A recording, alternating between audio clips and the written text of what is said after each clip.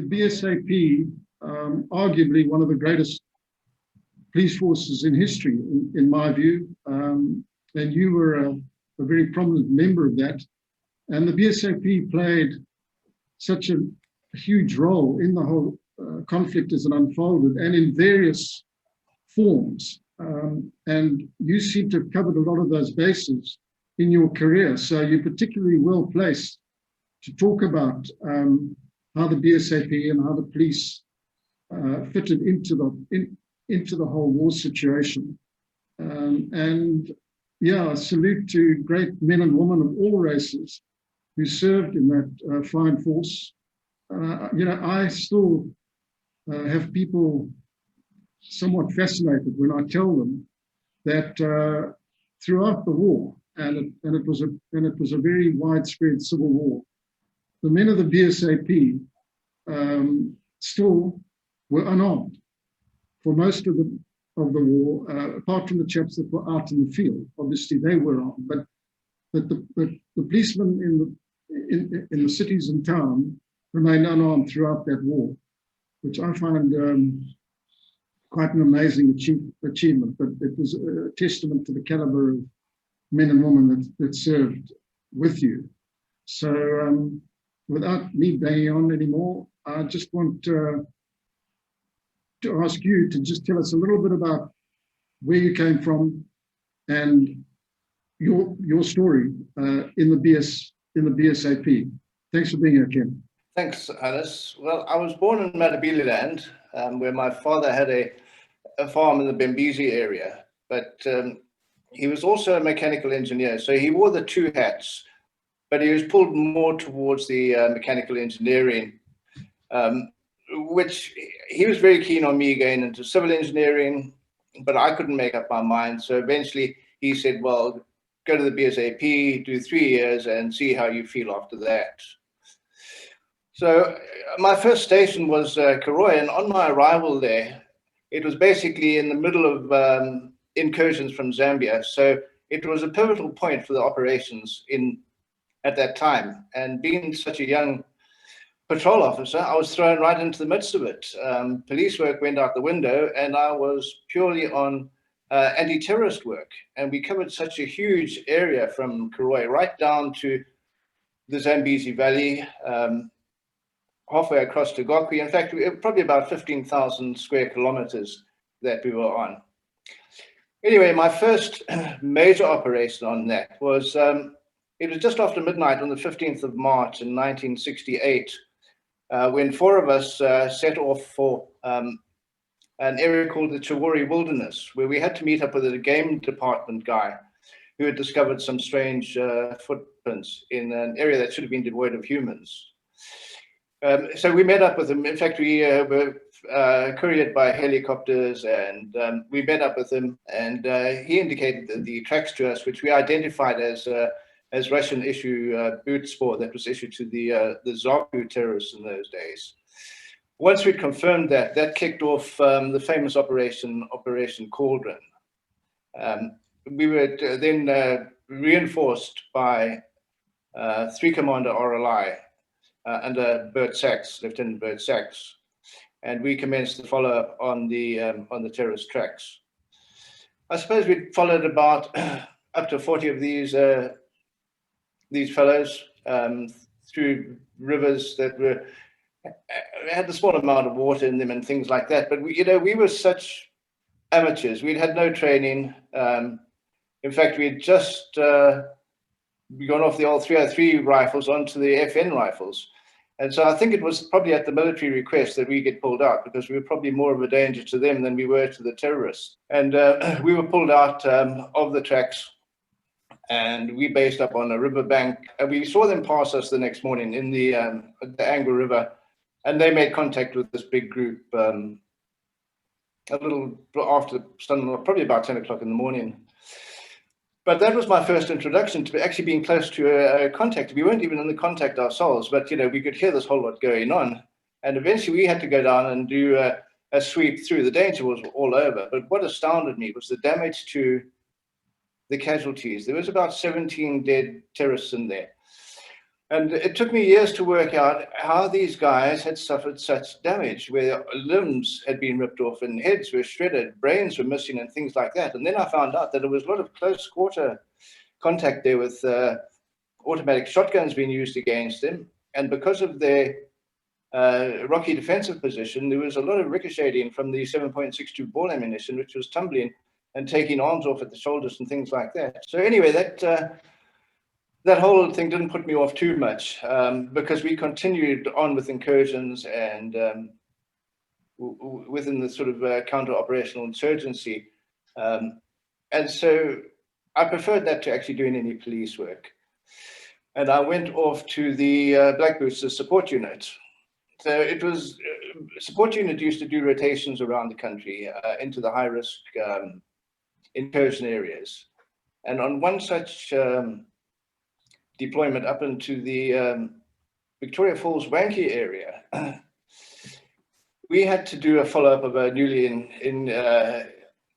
invading group, but we lost all information on these guys once they disappeared into the tribal areas.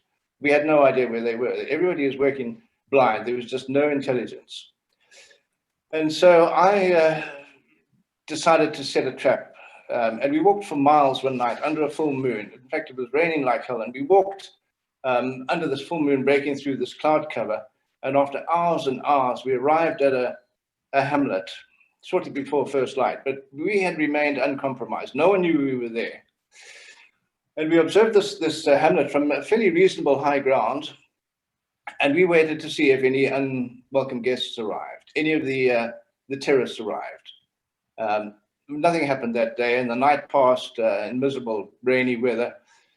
We had enough of it, and I decided, well, we were going to carry out a trap on these guys. And we sent the dirtiest trooper in there, and he approached the village crawlhead, and he said he was part of the group that had come in from Zambia. They had shot up the Victoria Falls airport tower, and he'd become separated from this group. Could they assist him to rejoin his group? And with that, we watched the village hide him in the bush and feed him and make arrangements to move him from basically, it turned out to be a Hamlet Souls that was all pre-arranged. But he made the excuse that he had to collect his kit, and he came back to me. So straight away, we had pristine intelligence. The only time I'd ever heard of that. And I reported this back to my headquarters. But of course, the BSAP, who were sticklers for procedures and zero tolerance, said, "You've carried out an illegal trap. And there's a local missionary that's reported you to his office." And so I came under investigation. So I was hauled out of the operational area, sat in Wankie writing reports for 2 days, and eventually it was troop change over time, and we returned to our headquarters in Salisbury, where the whole thing disappeared on a single memo, and I was told not to do it again. The months passed, and I ended up in the uniform branch in Chiridzi, and basically we were patrolling the Gonorrhea zone, so I still hadn't touched any police work. It all suited me. And I had an idea I wanted to go to the CID. So I went to the CID, and somehow I got through my probation. I don't know how I did it, but I had just finished when, fortunately, I got a knock on my office door, and the special branch guy walked in, and he said, "You've been invited to cross the road to special branch." So I said, "Well, thank goodness, I'll see a bit of action now." Packed up, and I crossed the road. Well, I didn't see any action because I was put straight into the filing office to learn the immense filing system of an intelligence office. And I was there for 2 weeks, and then I was pulled out of there, and they put me onto internal nationalism, where I had to identify and tabulate all the cells, the tribal cells that would assist the terrorists on the incursions throughout Matabeleland. And that took weeks. In fact, it took months and months, but it was immaculate reportage. And each interview with each individual from the tribal area was much like journalism, I suppose. There was a lot of respect from both sides, from the elders from the villages and things like that. And they were very straightforward. They had the cells and things like that. We identified a lot of these cells. And as time went by, a vacancy came up for Central Intelligence Organization. So I applied for it and I was approved, and I thought I'd go straight to the Prime Minister's office. It saved me writing promotion exams to detective inspector. So that was a big boost. But the day I left, McGuinness asked me to go and see him at Bandura. So I called in to see him, and he said, look, come and work with us as a liaison intelligence officer for the Selous Scouts. You'll have a nice job, you'll enjoy it, there's plenty of action, and we'll give you the Matabeleland Operation Tangent. They're building the new fort for the Scouts group that are moving down there, and that'll be your area. So I worked on Operation Cauldron, then I worked on Operation Repulse, and then I went to Operation Tangent, which was purely Zipra. But I was in my home element with old friends from the Special Branch Office, and the facilities, the intelligence facilities that I had there were just amazing. And you know, two particular, or maybe three particular operations that come to mind. Their source acquisition of intelligence from sources. They had two particularly good sources that were codenamed Zulu Z3 and Z7. One was a postal intercept, where I'd done it myself, where we used to go into the post office and remove the suspicious mail and copy the letters, and the mail would be back in the mailbag before the post office knew what was going on. And this was every 24 hours. So we had a finger on the pulse very much there. Z7 was the telephone intercepts. This was pretty high tech because it was intercepts through to Lusaka, ZOPA headquarters, Zipper headquarters, and through to Francistown, which was a staging office for the Zipper. So the first operation we went on, I wanted to authenticate a Zipper call sign. Now, when you see a Selous Scouts pseudo group getting ready to deploy, you're probably looking at 60 men broken into their sections. If you saw them out in the bush, you would engage them as terrorists. They were identical. Their manner, their demeanor, everything they did was terrorist. They lived, ate, and slept as terrorists. Although they were regular soldiers, interspersed with captured Zipper or Zonla terrorists who had been turned. They were called tame terrorists. They'd actually changed sides. So to authenticate my first group, I had acquired a letter from Special Branch Bulawayo, which had been a Z3 intercept. And in this letter, the author, who was a senior nationalist in the Gwanda area, had requested Zipra fighters to clear the area of Zonla, who were encroaching into the Gwanda area. Now, they were allies. They fell under the Patriotic Front, but whenever they met, they were like tomcats. They had attacked each other on sight. So my call signs went into the Gwanda area in possession of the letter. They located the author of the letter, and they said, we've arrived. Where are these Zonla guys? And sure enough, the next morning at first light, he indicated the Zonla base camp to them. That was such pristine intelligence. It was fantastic.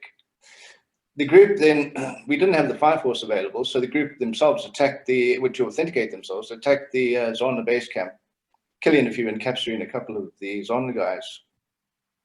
We were then able to use the Zonla guys in a Zonla pseudo operation to say their cover story was that they had escaped, met up with a couple of other guys, and they needed to get to detachments further on. So that gave us the Zonla sort of set up. But we now had the key to Zonla in the Matabeleland area. Unfortunately, things did not pan out that way. And I don't really want to go into why it didn't actually happen. Let's just say there's probably a conflict up in the top, or someone decided they didn't want these operations to go ahead. So we continued on the smaller pseudo stuff, picking up odds here and there, but nothing big, nothing that was going to affect the outcome of the war. Now, the next one was, there was a Z7 intercept on a call from Lusaka to Francistown. And a guy by the name of Elliot Ndlovu, whose alias was Black Swine, was a very senior member within the Zipra military. And he was traveling, or he had traveled from Lusaka to Francistown driving in a white Land Rover. There used to be a dirt road, it's tar now, but it was a dirt road running down the Botswana border. So we knew that he would be returning to Lusaka. And Zulu Scouts, with that intelligence deployed, and they set up an ambush somewhere up towards the junction of the Botswana and the Zimbabwe border. And they set up an ambush with a command detonated mine and an early warning system, which gave them this Elliot and Zorba as he was driving along, and he had his front wheel blown off. He tried to make a run for it, but he got a wounding shot through his side, and he was recovered alive without a serious wound. On his debrief, it was so valuable that operations like Green Leader, the CGT, and Westlands Farm went ahead, plus probably even to the operation to take out Joshua Nkomo. A lot of that was on his debrief. So that was the value of the Z7. This was the value of having a close liaison with your special branch headquarters stations and the Zulu Scouts. A lot of it was probably never witnessed by the military side. You know, they expected the intelligence, and we had to supply it. So, you know, to have that liaison capability was just fantastic. The third operation was also a Z7 operation from Lusaka to Francistown, and in that, Zipper headquarters said they had complaints through probably diplomatic services to say that the ZAPU chaps in Francistown were up to no good. They were attacking the females, robbing people, and just making a nuisance of themselves. The problem was that the police in Botswana were scared of them, and it said to the Zipper guys they were going to get the Botswana Defence Force to deal with them. And of course, the ZAPU guys just laughed about it, and they carried on with their misbehavior. So we had the queue. Nkomo Barracks then developed or created the Botswana Defence Force vehicles.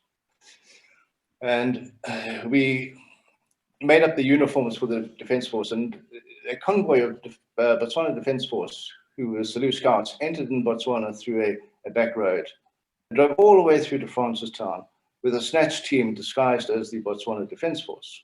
When they arrived at the ZAPU head office in Francistown, it was a security fence around it, locked gate, and our bogus Botswana Defence Force guy leapt out of his BDF vehicle and said, "We've had enough of you guys, open up here, we come in to arrest the ringleaders." And of course the ZAPU guys opened up the gate, and they went in, they snatched every single person inside the office and every single file, every cabinet and everything like that, put those in the vehicles, and then drove out. Unfortunately, the real BDF had got wind of it, and there was an oversight to secure the entry point into Botswana, and that's where there was the ambush, and we lost a very good corporal there. But a lot of BDF guys were sort of put in the ground from initiating that ambush. So that was the sort of aspect of the pseudo from a special branch point of view, that the Zulu Scouts, that was such an essential element to the Zulu Scouts operations. There was a fourth operation that I had to do, and it was on a similar type, it was a Z3 or a Z7 intercept, but we needed to snatch he was a dispatching commander in Zambia. So he would receive groups coming in from wherever they'd been training, and he would arrange for them to come into Rhodesia, you know, rubber duckies across the Zambezi and things like that. A guy by the name of Bob Dongo. But it was necessary to go into Zambia as a Zambian army, just a Zambian army, and set up a checkpoint. And as his vehicle came through, to snatch him in his Land Rover, which all went ahead. The guys were taken across the river. Now, we'd rehearsed this, but I did the inspection on these guys, and the one thing I overlooked was their hair. Zambian army had very short hair, similar to Rhodesian African rifles. It was short, you know, short back and sides. And I'd overlooked that. And these guys, being Zulu Scouts, they like their R&R, and so they like to have their hair a little bit long. But as they set up their checkpoint, this Land Rover came in, and Bob Dongo said, "Those are not Zambian army, we're being set up here," and he tried to make a run for it. Unfortunately, Bob had to get shot and wounded, and he was brought back, but sadly, Bob passed away. That was the end of Bob. So it was just, you know, from my side, it was not attention to detail. If we'd had attention to detail, Bob might still have been alive today, to tell us the story. Ken, looking back from an intelligence point of view, what do you think, where do you think we could have done better, put it that way? What would you have done better or differently? Well, I think we should have, talking very sort of largely here, I think the Rhodesian Light Infantry should have been increased to 3 battalions to increase the fire force capability.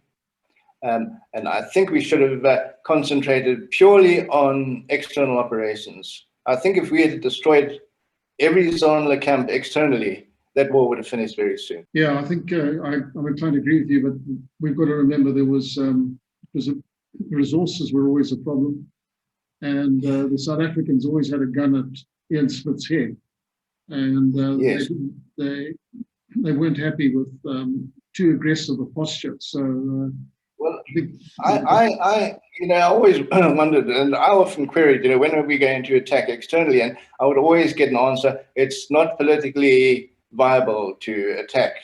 And then I heard a later story was the South Africans were only interested when we were going to take out the Mozambique railway infrastructure, but not to destroy it, just to damage it severely, because the ministers had their fingers in the pies and they would rush in and do the whole maintenance. We get those huge locomotive workshop contracts and make their fortune. So I think with the South African Broederbond set up in the government, they were running it on a money-making racket, and they just saw us as an opportunity to make money.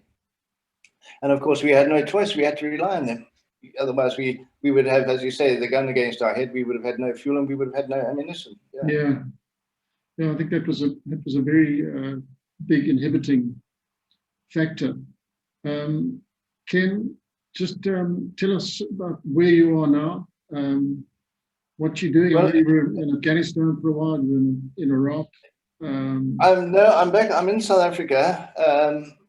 We're looking at a new venture. About 18 months ago, a big international security group wanted to go into Mozambique, into the Cabo Delgado area where you have the ISIS incursion. And their idea was to put in a super group as consultants to take over the security of the massive gas exploration fields that are taking place with the huge international companies. So we assembled a group of all special forces guys with special skills, everything that would be needed in any African war. But the contract didn't come through, so we maintained the group. And at the moment, we are looking very much to gain into Mozambique. We have a solution that we can offer to Total to give them security for longevity on their multi-billion-dollar project there. So yeah, I can't really say too much about it, but that is what we're working very seriously on at the moment. And you've got the personnel to tick all the boxes. Yes, we've got special forces guys. We've got very experienced combat pilots, recon pilots, high-tech guys, and things like that. Because wars have changed now. Everybody's working on high-tech satellite real-time imaging and things like that. Yes. Ken, I know you're pretty up on what's going on up there, and what's your reading of the current situation? Well, one only has to look at the month SITREP for November, and it's got the highest civilian casualty rate that it's ever had. So to me, that's a barometer of how things are going horribly wrong and the way they are pursuing it. They need to have an airborne assault unit. We need to get in and train an airborne assault unit, not to do the fighting, just as a consultants, to train the airborne assault guys, train their instructors, train their pilots, train their technicians, train the whole tutti, so they can actually run an operation from a joint operational control between their own military and their own police. And we can do that. We can pass out a company of airborne troops every 10 weeks. As long as they get through the selection and then they do the 10-week training, we will do that. We're going to use Zimbabwe instructors, special forces instructors to do all that. We've got the whole proposal. We've put it through. It is liked by quite a few of the people, but it's a case of they're all waiting to see which way it's going to go. But it's going hopelessly the wrong way. Put it this way, the tsunami is already in, and what they have there are already out of their depth. So it needs a new strategy now to come in and begin, and it can still be turned around. The million-dollar question: who's behind this? Do you think? I mean, I know a lot of it has sort of its origins in organized crime, but it's morphed into something now very effective. Well, it's definitely Islamic terror sponsorship. They have just jumped on the bandwagon. Opium comes in from, and has been coming in from Afghanistan via Pakistan for years. And fishermen would go out 60 to 100 kilometers out to collect this contraband off the ships. And that would be moved ashore, and from onshore, various Asian traders within Mozambique, and probably the senior Frelimo people, would then arrange for this opium to be moved by road through to Johannesburg Free Trade Zone at OR Tambo Airport. And from there, it finds its way further onto Europe and the UK. And I think it's something like, they are probably getting something like $500 million a year from that trade that's coming in. It's also increased with the US and the French anti-piracy coverage off Tanzania and Somalia. So it's moved further down the coast. Whether it'll come into South Africa, I doubt it. I think they need that medium of Muslim high-density populated areas to be able to operate. And Cabo Delgado is the high population area of the Sufi Muslims. And of course, you've got Malawi Lake right next door, which are also the same Muslims. Those are the peaceful guys. They are not the Wahhabis who all your Islamic terrorists are, apart from the Taliban. But it could spread there and link up with the DRC from eastern Uganda. So it's a serious sort of effort, yeah. Well, it sounds like it's a very pressing problem requiring some urgent intervention, and it doesn't look like there's an awful lot going on. A lot of people looking on, shaking their heads. Yes, that's exactly what it is. A lot of people just looking on and putting out positive situation reports every month, and they live to earn the US dollars for another month. Yeah. Well, Ken, thanks very, very much for your time. And what I forgot to mention at the beginning was that you had helped me enormously with my latest book, Men of War. Thanks to you, I was able to include some of your operations and your recollections of the police and special branch role in the war. I'm very grateful for that. So thank you for that. And thanks very much for your time. And you did ask me one question: did I consider myself a salute scout or a special branch? Well, definitely, I'm a British South Africa Police special branch operative. I was never a salute scout. I never did their selection. I did their training course for 2 weeks. I enjoyed that. I probably could have done selection. I found that I was fitter than quite a few of the guys. But definitely my colors are British South Africa Police special branch with formative years and support unit. Yeah. A great police force, and something to be enormously proud of, I would say. Absolutely. Thanks very much, Ken. Thank you, Hannes. Cheers, buddy.